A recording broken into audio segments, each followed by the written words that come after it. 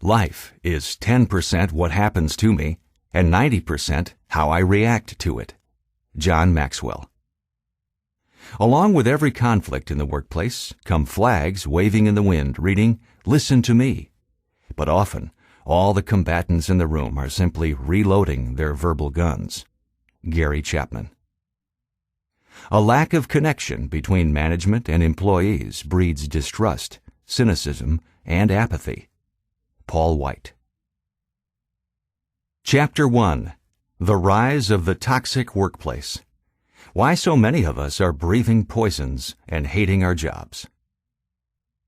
Do you work for a toxic boss? Does your workplace feel poisonous?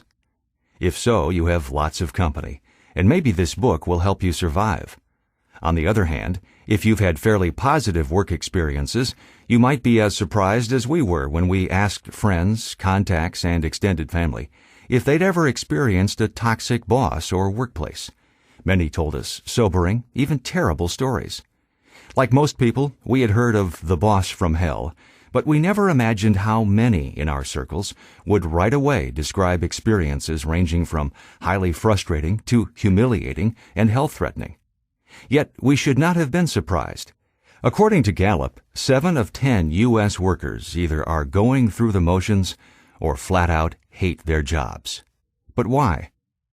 In our wired, globalized world, disruptive events impact markets, technology, stability, and people, as we continually see in the news. This upheaval batters worker morale in everything from manufacturing to retail to IT, from schools and local government to hospitals and banks. Employees struggle with economic uncertainties, downsizing, and demands to do more with less. We feel overworked, underpaid, insecure, and underappreciated. Attitudes sink into cynicism. The blame game escalates. One professional, looking worn and defeated, told us that bickering, criticism, and lack of support had spread their poison through a workplace she used to love going to. Now, she said, the tension here is so thick that I hate going to work. Actually, right now, I hate my life. When a workplace becomes toxic, its poison spreads beyond its walls and into the lives of its workers and their families. In contrast, positive organizations energize and inspire their workers. When forced to downsize, they try to soften reality's hard edges. Their leaders know organizations thrive when employees thrive. Oddly, toxic and healthy workplace cultures often boast similar mission statements. Both types cite values such as integrity, respect for the individual, and commitment to excellence. The difference is, positive organizations find ways to put their stated values into action, but toxic cultures allow personal agendas and other priorities to crowd out what they declare in print. Two similar organizations with nearly identical value statements might be dramatically different. That's what a young father named Bill experienced in 3 large companies in the same industry. He landed a job in company number 1, totally green and grateful for a boss who patiently mentored him. Benefits were good, and the atmosphere collegial. But then the company started outsourcing jobs to Costa Rica, and months later announced it was moving out of state. Because of family obligations, Bill couldn't move, and for the next 9 months the company would fly him to their new headquarters to train replacements. He was given glowing recommendations to use in a job search. When company number 2 eventually hired him, Bill was unaware he would soon experience the triple whammy of 2 toxic bosses in a toxic culture. Here's how he described it. What a contrast to the first company. The drive for corporate profits was crushing the life out of employees. One day we received a message announcing record profits for the month, and then, ironically, another demanding that all spending for office supplies and travel cease.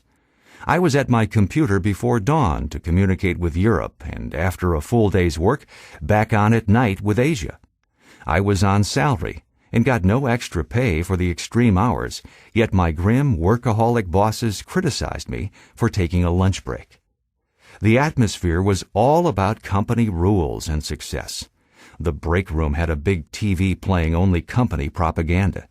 No pictures were in the restrooms, only lists of rules such as only 3 pens or pencils are allowed on your desk, only 2 photographs are allowed in your cubicle. As I tell this, it sounds exaggerated, but it isn't. 2 able associates were fired.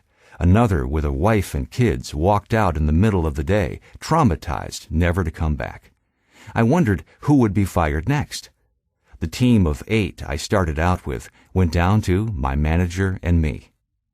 Handling a major account with no support staff, my workload tripled, but my bosses told me, "We've noticed you're not asking for more work." I guess it's because they didn't have anyone else to handle it, but never once did I hear a word of encouragement from them.